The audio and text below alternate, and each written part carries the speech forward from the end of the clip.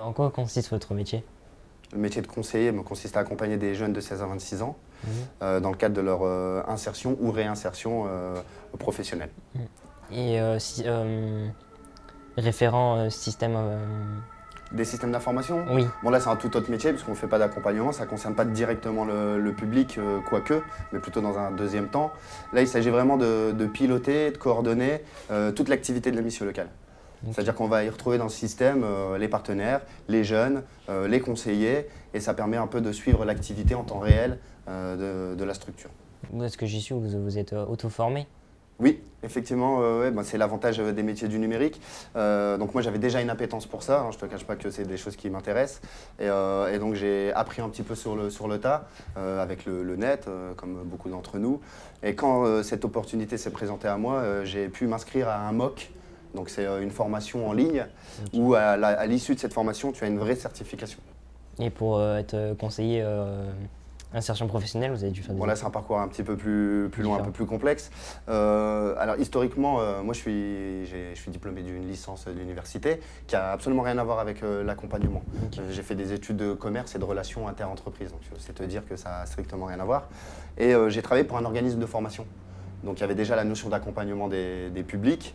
Et c'est à travers cette expérience-là que j'ai découvert les missions locales, parce que dans le cadre du conseil en formation, je recevais aussi des publics qui étaient orientés par les missions locales. Et là, ça a été un coup de cœur. Je me suis dit, c'est vraiment le métier que je veux faire. Okay. Et je me suis tout simplement orienté vers ces structures.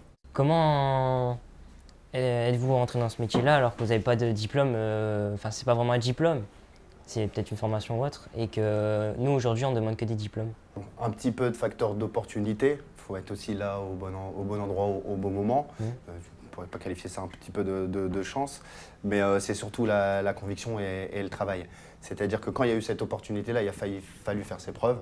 Et une fois que j'avais justifié à mon employeur que j'avais des compétences techniques, j'ai prouvé que j'étais capable d'eux. Et donc ça, il n'y a pas de diplôme pour prouver qu'on est capable d'eux. Il suffit juste de montrer que les compétences, on les maîtrise, on sait les mettre en place. Et si éventuellement, on ne les a pas pleinement, qu'on a la carapace pour aller justement se cultiver, se former, s'auto-former dessus. Quel est votre parcours de vie? J'ai fait une année d'université à Lille 3, j'étais complètement paumé, hein, pour être caché. Je ne savais même pas pourquoi j'ai été fait, clairement. J'étais un petit peu un jeune, un but de sa personne qui pensait qu'à faire la fête, mais j'avançais quand même scolairement pour m'assurer le champ des possibles. Et donc je suis parti à l'aventure. J'ai pris mon sac à dos et je suis parti travailler un peu partout sur le territoire français, à l'étranger, un peu partout en Europe aussi, Angleterre, République tchèque, Italie. Et j'ai fait les saisons, les emplois saisonniers. Je travaillais dans la restauration, dans l'hôtellerie, dans la vente. Et là, concrètement, à force de côtoyer le monde de l'entreprise, de découvrir un peu les fonctions des uns et des autres, ça a pu un peu affiner ce que je voulais. Je me suis moi-même découvert aussi des aptitudes professionnelles. Je n'ai pas eu l'occasion de me confronter à cette réalité. Et c'est seulement 3 ans après avoir eu mon bac que j'ai su ce que je voulais faire et que j'ai repris mes études supérieures. Aujourd'hui, il y a plein de dispositifs pour voyager et travailler dans le monde et tout. Et comment ça fonctionne? Ça s'adresse à notre public, mission locale particulièrement, c'est-à-dire aux 16-26 ans, demandeurs d'emploi.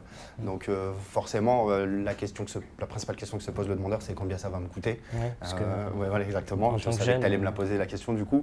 Et l'avantage de ces dispositifs-là, c'est qu'il y a une prise en charge totale. Mais vraiment globale je dirais de l'aventure, si je peux me permettre. Après, il y en a plusieurs des dispositifs. Ouais. Et ils vont se prêter à des typologies de publics différents. Pour un jeune demandeur d'emploi de 16-26 ans, il vaut mieux partir en corps européen de solidarité, l'ancien service volontaire européen, ou en UE aide volontaire, parce que les programmes sont cadrés pour vous accompagner en amont, pendant, en aval, avec prise en charge du voyage, l'aller-retour en avion ou en train, avec le logement qui est déjà financé et repéré là-bas, et une association ou un employeur pour commencer à exercer une activité. Okay. Je pense que si on m'avait déroulé ça, j'aurais répété des aventures. Il y a une période, non? Oui. Alors donc, des départs, il y en a tout au long de l'année. C'est pas comme l'école où il faut pointer en septembre. Donc il y a des départs là, à l'heure actuelle où on part, il y a un départ par semaine avec la 10. Mais par contre, le jeune qui souhaite, en tout cas qui a l'idée ou qui a une émergence d'idées pour partir, il rentre dans un programme d'accompagnement avant le départ. Et donc il a tout le loisir de préparer son projet, voire même de se dire c'est peut-être pas la bonne destination, c'est peut-être pas la bonne cause, et de repartir sur une autre idée. Mais sans quoi il n'y a pas de date précise. Après il y a des périodes suivant les associations à l'étranger qui nous accueillent, ça va dépendre des besoins aussi des associations étrangères. Ça leur apporte quoi aux jeunes de faire ça, travailler à l'étranger Ils ont vraiment pris une maturité sur un laps de temps très court. Ils ont aussi développé des compétences professionnelles, donc ils reviennent avec des aptitudes qu'on met sur les CV et pour lesquelles les entreprises françaises sont intéressées. Ça ouvre les portes de l'entreprise, ça ouvre les portes de la poursuite d'études pour ceux qui ont envie de le faire, mais ils reviennent surtout humainement grandis, culturellement différents, avec plein d'idées dans la tête. Et je pense que la clé de la réussite pour les générations d'aujourd'hui, c'est vraiment la mobilité.